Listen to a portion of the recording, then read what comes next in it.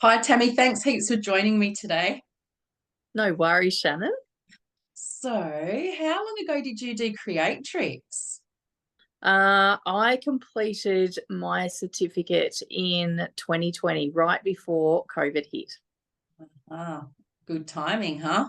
It was very good timing. We were very lucky to be the last in-person group. So yeah, it was lucky timing.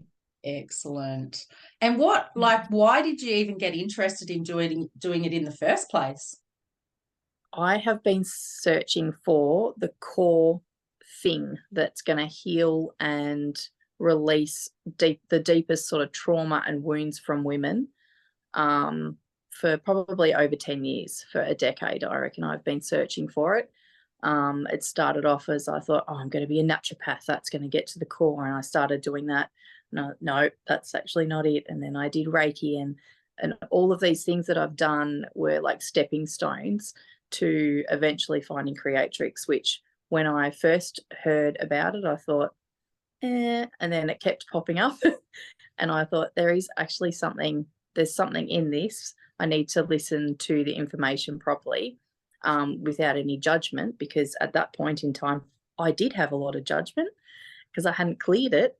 And once I listened to the information, I knew straight away, like right in my gut, in my heart, that this was the answer that I'd been looking for, to work on that deepest level of subconscious that, I'd been journaling about and reading about, and yeah, really sort of getting into trying to understand how, as a human being, how we work, basically. Yeah. And you talked about clearing judgment. What has that done for you? And just explain to the people out there that are watching what you even mean by that. Yeah, it's an interesting one, isn't it? But I just literally got off a call before I started speaking to you, Shannon, and we're reading Pema Chodron's book, which is called, here it is, Welcoming the Unwelcome. So it's about like, I think she actually wrote it during COVID time. So it's about that uncertainty of life and welcoming it instead of being like resistant to it. But in the third chapter that we're doing at the moment, it's all about the polarization of life. And it was talking about how judgmental our brain is. And it's our ego that, will look at a homeless person and will be like, oh, and we'll have a judgment sort of thoughts and about that, or we'll see someone who's really successful driving in a Porsche and we'll have a judgment about that. And it's a very instinctive and reactive thing that our brain does, because our brain is like a computer, and it's been built on these programs from when we were young that have been inserted by the people around us, because we watched, our society and our humans, whoever we had as our caregivers, and we copied that so that we knew how to live in this world. And so we're going to have judgments around, the people around us and around our life. And I don't think I realized how many judgments I had until I'd had my Creatrix breakthrough. So it wasn't just judgment that I had Creatrix, it was lots of other things. But that is one of the big things that I notice now, is that I'm much less reactive and more accepting and open hearted to everybody around me, um, because those things, that those deep beliefs are cleared. Does that make That's, sense? yeah, absolutely. It Yeah. sure does. And that just opens up connection on a whole new level with Oh, people that we so much. necessarily wouldn't have connected with before, too, doesn't it? Absolutely. Yeah, definitely. It opens, instead of having that tunnel vision, I suppose, it really opens things up to a much wider accessibility, so that your world would have been a much narrower focus before, and it really does. It opens it up, um, and allows that brain chatter to just kind of settle, and it's quiet. It's quieter and in the background, instead of being so, in the forefront of the mind, or even in front of you like a filter. It's more, yeah, in the background, and they're still going to pop up. You still have little judgments, but they're on much softer level, and there's a lot more awareness around it, so that you notice it when you do it, and you're like, yeah, but I get it, you know, because that is me also. I am that as well. So yeah. Wow, that's so cool. I can't even imagine how that's impacted your world and the people in it too. Like how have they noticed changes in you since you've done Creatrix? Well, I guess I'm sort of talking about like people that you see in the street, but it's more impactful on the people around you because they're the people that you're more reactive to. The people in your life, your children and your husband and your mum and your dad and your sister and your brother, and you know the people that are really close to you on a day-to-day basis are the ones that trigger you and push your buttons. So um, having that level of judgment dropped right down, you see the person actually just as a person instead of all of these filters that you've put over them. So if I use my relationship with my mum, I was awfully triggered by my mum in basically every conversation that I would have. And it would just be hard. It was the relationship would felt hard and it wouldn't be relaxing. The conversations would be argumentative and you know, I'd be constantly thinking she just doesn't listen, she doesn't understand me, she doesn't, you know, she doesn't see who I am. But I realized that it was a two-way street. I also wasn't seeing her. And now I have a very much more open-hearted view when I'm able to listen better for a start, because the judgments aren't there. There's not that internal monologue going on about, you know, while you're having the conversation. It settles it. It's quite a profound thing that it's really difficult to explain it, isn't it? It's something that you really need to experience to be able to understand that for the rest of my life now, while I've got my mum here, she's 72, I don't have that crap going on in my head. So I'm more open to her and we have, you know, it's such a beautiful relationship now. You just get to be different with her to how you were before. Yeah. Yep. And could Amazing. you, before we started recording this, you were talking about the compassion that you have for her now as well. Yeah.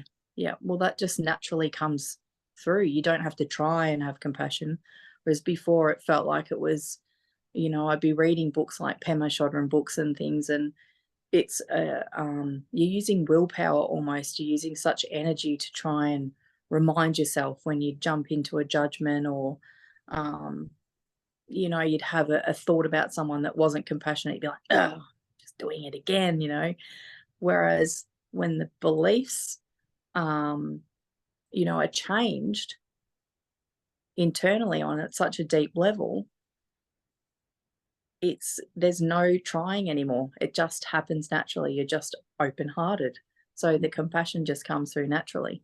Yes, it really does, doesn't it? And it kind of creeps up on you as well. Like for It me, I know does. that I've like just sort of looked at myself and how I've been acting since I've had Creatrix, and I'm like, oh, hold on, I wouldn't have reacted like that before. So it's really interesting how subtle it is, but how profound it is, and how I don't know, I just feel so much more like myself than I ever have. Yeah, absolutely. It's Yeah. stripping back all of those layers that we've accumulated, not just in this lifetime, but I believe, you know, from, you know, our ancestors, that are all that stuff's passed on, just like genetically our physicalities, all the other stuff's got to be passed on as well. Yeah. Um, and I think, you know, there's a lot there. There's thousands of ancestors. There's a lot of stuff there that, you know, we need to strip back so that we can become who we are with it as an essence. We're just love. So if the Mm. more we're stripping back, the more we're getting back to that layer of just, you know, the essence of love, which is what we want for the planet. And Oh, for, you know, imagine that, a planet of people who are stripped back to our essence, which is just love. geez, yes, please. I want more of that. Bring it on. Absolutely, absolutely. Which is why we're on Yeah, this mission too, right? Because it this is is. what we want for the world. Yeah, yeah. Yeah. One person, one woman at a time. Yes. Yep. And collectively, that can make a huge difference. Absolutely. Yeah. I mean, I think about it. You can get overwhelmed thinking about it, but I think about it as in it's not even we have to. Every one woman has to have creatrix, because the ripple of one woman having creatrix is sending out a ripple of her behavior. You know, like it's exponential. That's the word. It's exponential. Yes. Just in one woman having creatrix. So it's pretty it is pretty profound. Yeah, absolutely. And I've heard stories and stories again of just that, with, you know, women having creatrix, and then the changes that are starting to show up in their children because of the way that they've changed. It's been phenomenal to hear. Like, it's, yeah, so good. Yeah, well, when you take away that reactivity, if you're not reactive, then the other person opposite you feels that there's nothing to fight against, and then they can drop their stuff. You know, their walls come down, and there's much more authentic and genuine interaction.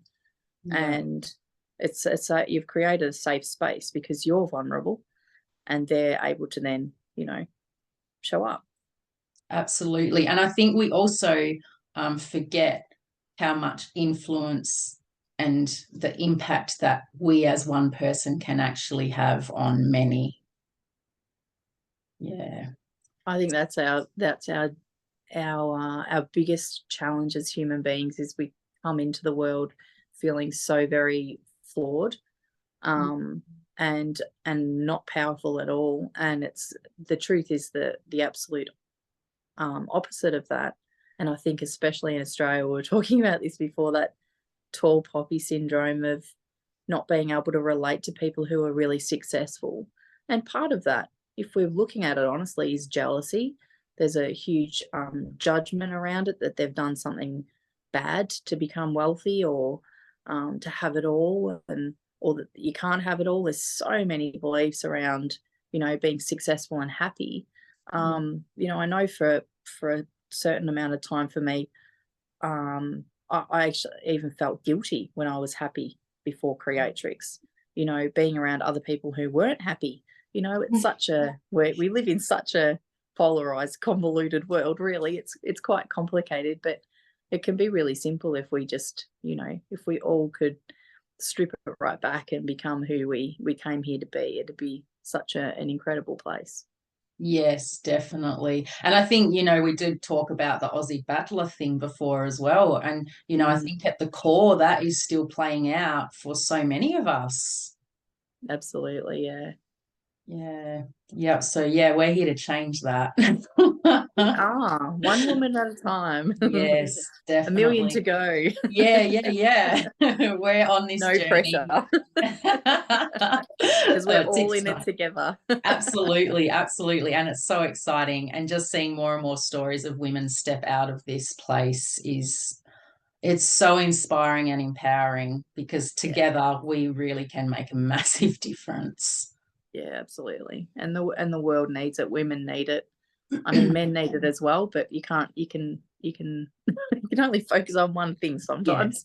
Yes, So absolutely. but we're the creators, you know, we birth life into the world. So it is, I think it is really, really important that we you know, and we also bring that creative energy as well. And there's a lot of stuff, you know, happening in the world that needs that feminine energy. And I think you were talking before as well, like a lot of women, we're sitting in the masculine because we've needed to try and empower ourselves, but we still also need to recognize the power in the feminine, and the power in that feminine flow that you were talking about earlier. Like it's makes life so enjoyable, and the ease at which things happen, and you know, it really is beautiful once you get into that space of things not pushing, you know, a square peg into a round hole. It's yeah, it's pretty amazing. It certainly is. Like, I seriously have just experienced it for the first time that I can remember in such a long time. And life is just playing out so effortlessly, but so much is happening as well. And it's like, wow, is this how I'm supposed to be living? Because this feels good. It's productive, it's efficient, it just feels like me. Like no hustle anymore, like no push pull. It's just happening, and oh, it feels good. Yeah, that's an amazing space, isn't it? Yeah. And we were talking as well just about how many people aren't living in that space and how heartbreaking it is. Once you have it, you just want everybody to have it. You want everybody to share in being able to live in that space and, you know, live with that ease and not have to struggle and not have to fight for things and feel like there's not enough and all of that sort of stuff. So yeah, we've got a big job ahead of us, but we just need women to really, put their hand up and say, yeah, I'm in. Yeah, absolutely. So those women that are listening now that are curious, you know, like, or even just thinking, is this for me? What would you say to them? You've got nothing to lose, literally nothing to lose. The problem with this is that it is fun and it takes such a short period of time that it's actually really hard to believe that it could do all these things. But it really can. It really is. I believe that it will be one of those things in the future that we look back and go, yep, we were part of that wave that started. You know, that incredible invention of creatrix that came from that, you know, wonderful woman Maz, that, you know, that's changed the world and changed the way that we recognize that women are different from men. I mean, so much, but it's just, you've got to take the leap of faith. It's, you know, like Indiana Jones, you've got to take the leap of faith to get to the other side to save yourself. And then you can save everyone else around you. Yes, absolutely. So take the leap of faith. Thanks, Tammy. You're very Awesome to welcome, chat to Shannon. you. You too. Thank you. Thank you.